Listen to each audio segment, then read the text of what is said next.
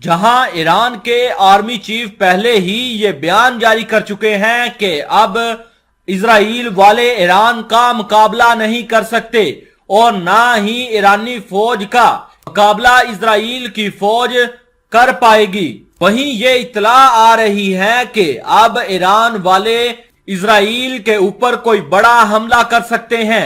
पश्चिमी मीडिया का दावा है कि सीरिया के अंदर जो ईरान के 2 कमांडर हलाक हुए थे, ईरान उसका अब किसी भी वक्त बदला ले सकता है और बदला इजराइल के ऊपर कोई बड़ा हमला करके लेगा। लेकिन ईरान वाले सीधा इजराइल की सरजमीन के ऊपर वार नहीं करेंगे।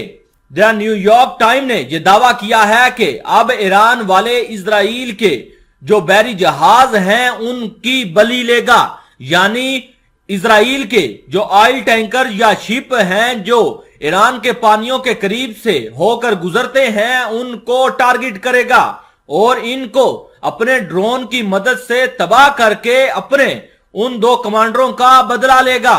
ईरान की खाड़ी में फारस की खाड़ी है और अरब सागर का हिस्सा है।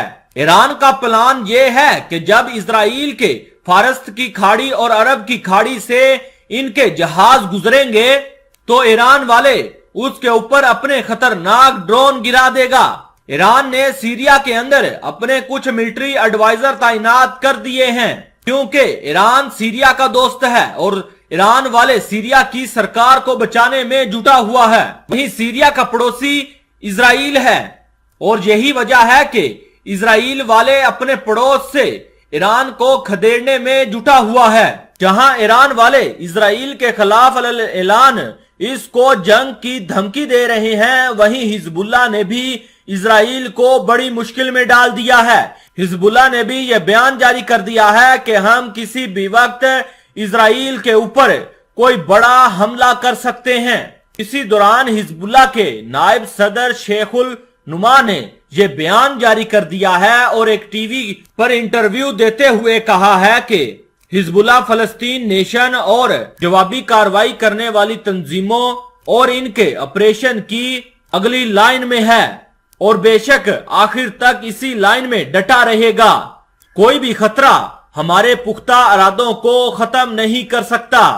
उन्होंने मस्जिदुल अक्सा के अंदर जो इजराइल ने अपनी जारियत दिखाई थी उनके खिलाफ भी सख्त रद्दे अमल का इजहार किया है।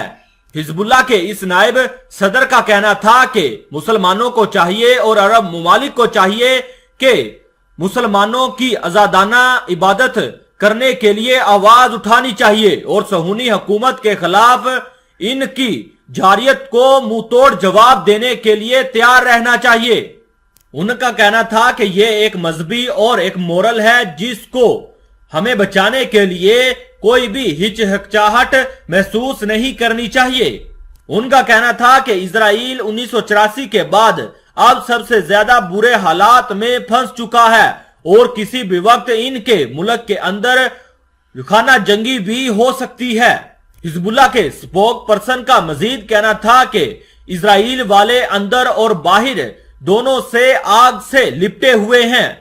इनका मजीद कहना था कि इजराइल को लबनान से जंग मोल लेने के लिए 1000 बार सोचना पड़ेगा। अगर इन्होंने हमारे ऊपर कोई हमला किया तो हिजबुल्लाह इनके ऊपर ऐसे मिसाइल और खतरनाक अपने डिफेंस सिस्टम से हमले करेगा कि इजराइल वालों को संभलने का मौका ही नहीं दिया जाएगा।